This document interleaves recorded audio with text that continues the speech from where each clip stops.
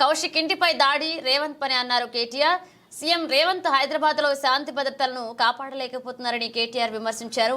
పోలీసుల సహకారంతో గూండాలను పంపి ఎమ్మెల్యే కౌశిక్ ఇంటిపై దాడి చేయించారని ఆరోపించారు. ఈ దాడికి సహకరించిన పోలీసులను సస్పెండ్ చేయాలని డిమాండ్ చేశారు. మొన్నటి వరకు పార్టీ మారనని చెప్పిన ఎమ్మెల్యే గాంధీ ఫిరాయింపులపై కోర్టు తీర్పు రాగానే బీఆర్ఎస్ లోనే ఉన్నానంటూ మాట మార్చారని, దానిని ప్రశ్నించినందుకు దాడి చేస్తారా అని మండిపడ్డారు. దిగే విమానం ఉన్నట్టు 22 సార్లు ఎక్కడూ దిగుడు తప్ప పీకిందేమీ లేదు. కనీసం హైదరాబాద్ లో శాంతి భద్రతలను కంట్రోల్ చేయలేని దౌర్భాగ్యపు ముఖ్యమంత్రి ఇవాళ ఒక ఎమ్మెల్యే ఇంటి మీదికి మాత్రం గూండాలను పోలీసులు ఎస్కాటించి పంపిన ఒక దౌర్భాగ్యపు చరిత్రహీన ముఖ్యమంత్రిగా రేవంత్ రెడ్డి మిగిలిపోతాడు.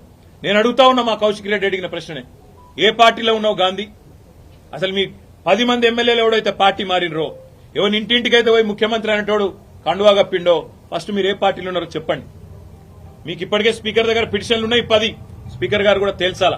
ఇవన్నీ కాదు, ఇవేమీ లేదు, మేము రైతు రుణమాఫీ మీద అడిగితే, లేదా వరద బాధితుల తరఫున ప్రశ్నిస్తే, లేదా రైతు బంధు ఎప్పుడేస్తావని అడిగితే, మహిళా సోదరిమణులకు 2500 ఎప్పుడు ఇస్తావని అడిగితే, లేదా పెన్షన్లు ఎప్పుడు పెంచుతావని అడిగితే, 100 రోజుల్లో గ్యారంటీలు అమలు చేస్తా అన్న సన్నాసి ఎక్కడ తెచ్చిండు ముఖ్యమంత్రి అని అడిగితే తట్టుకోలేక హెడ్లైన్ మేనేజ్మెంట్ కోసం, అటెన్షన్ డైవర్షన్ కోసం ఒక దిక్కు హైడ్రా అని హైడ్రామా, ఇంకో దిక్కు ఈ రకంగా ఎమ్మెల్యేల ఇంటి మీదకే గూండాలను పంపడం అంటే దీనికంటే సిగ్గుచేటు ఇంకొకటి ఉండదు.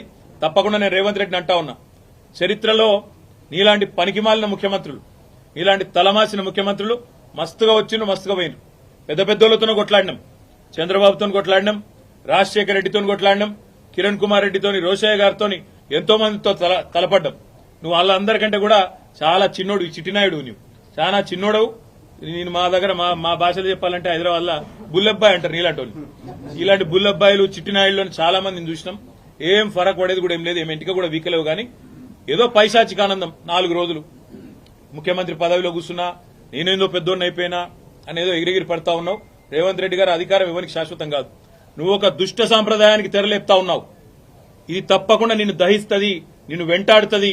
రేపు నువ్వు పదవిలోకి వెళ్ళి దిగిపోయినాక తప్పకుండా నువ్వు ఈరోజు ఏదైతే దుష్ట సాంప్రదాయాలు నెలకొల్పుతున్నావో ఇవన్నీ నీకే చుట్టుకుంటాయనే మాట కూడా నేను వారిని హెచ్చరిస్తా ఉన్నా. తప్పకుండా ఈ 10 మంది మీద వేటు వేయాల్సిందే.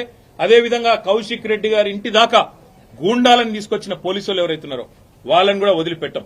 తప్పకుండా అవసరమైతే కోర్టు ద్వారా పోరాడతాం, అవసరమైతే న్యాయపరమైన ప్రయత్నము చేస్తాం. డీజీపీ గారు కనుక స్పందించి ఇక్కడ ఏసీపీ సిఐ ఎవరైతే దగ్గర ఉండి మరి గూండాలను తీసుకొచ్చి గేటెడ్ కమ్యూనిటీ లోపలికి తీసుకొచ్చి ఎమ్మెల్యే ఇంటి మీద దాడి చేయించడానికి అన్ని